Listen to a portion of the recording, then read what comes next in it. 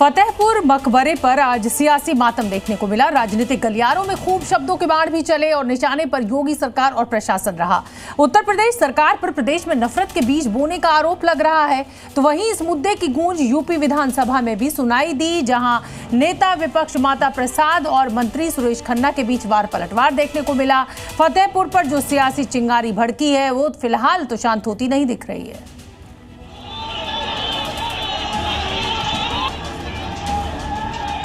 फतेहपुर मकबरा विवाद, सियासत आर पार। शिवालय या ईदगाह, बड़ा विवाद, फोर्स तैनात। हिंदू वर्सेस मुस्लिम, धर्मस्थल किले में तब्दील। फतेहपुर मकबरा विवाद पर आज सियासी गलियारों में खूब शब्दों के बाण चले और निशाने पर योगी सरकार और प्रशासन रहा। यूपी सरकार पर प्रदेश में नफरत के बीज बोने का आरोप लगा। एआईएमआईएम के प्रमुख असदुद्दीन ओवैसी ने कहा कि सरकार ऐसे लोगों को खुली छूट दे रही है।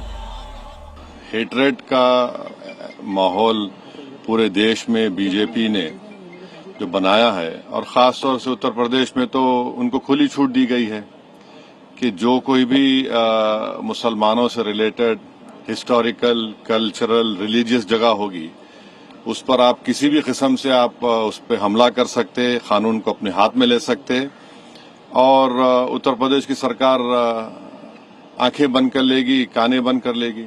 अगर सारे हिंदू पाकिस्तान और बांग्लादेश से आ जाते भारत में और यहाँ से मुसलमान चले जाते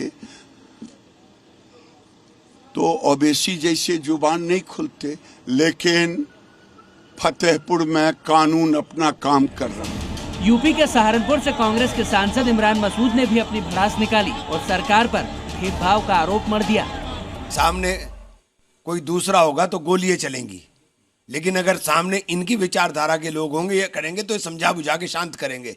ये चल रहा है देश के अंदर, ये चल रहा है देश के अंदर। आप धर्म स्थल के अंदर जाके तोड़फोड़ कर रहे हैं और पुलिस हाथ जोड़ करके निकाल रही है।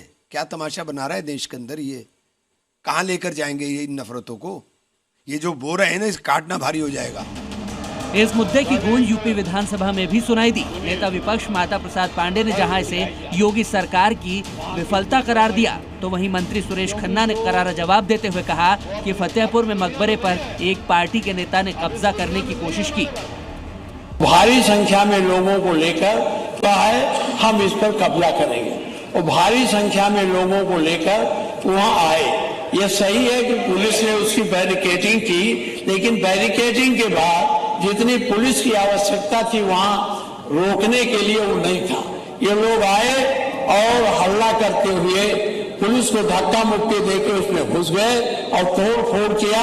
इससे सांप्रदायिक सौहार्द बिगाड़ने की कोशिश भारतीय जनता पार्टी की सरकार कर रही है। सार्वजनिक संपत्ति नुकसान निवारण अधिनियम 2 और सार्वजनिक संपत्ति नुकसान निवारण अधिनियम 3, ये अपने आप में कल की जो घटना थी बाकायदा इस पर रिपोर्ट पंजीकृत हुई और पूरी तरीके से कानून अपना काम करेगा। जो भी कानून को अपने हाथ में लेने की कोशिश करेगा,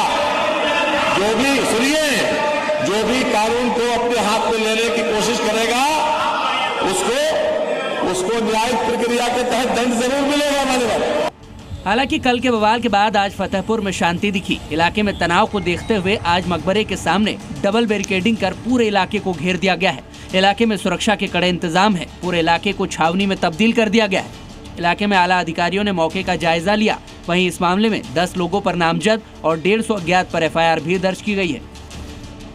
इसी को लेकर पूरा विवाद है। मंदिर मठ कमेटी यहाँ पर पहुंची और उन्होंने इसमें तोड़फोड़ शुरू की थी।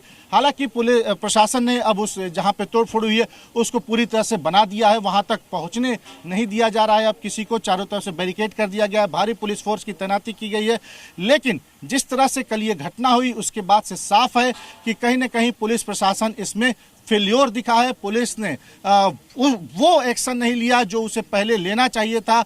उतने सजगता से काम नहीं किया जो पहले करना चाहिए था, क्योंकि जब इसकी नींव रखी जा रही थी 5 दिनों से, तभी उस पर एक्शन लेना चाहिए था, तभी लोगों को डिटेन करना चाहिए था। फतेहपुर में इस इलाके में तनाव के बीच शांति दिखी, लेकिन राजनीति जमकर हुई। लखनऊ से लेकर दिल्ली तक विपक्ष सरकार से सवाल पूछता दिखा, तो वहीं सरकार कार्रवाई वाली दलील देती रही। फिलहाल अभी इस मामले में विवाद खत्म होता नहीं दिख रहा है। ब्यूरो रिपोर्ट, जी मीडिया।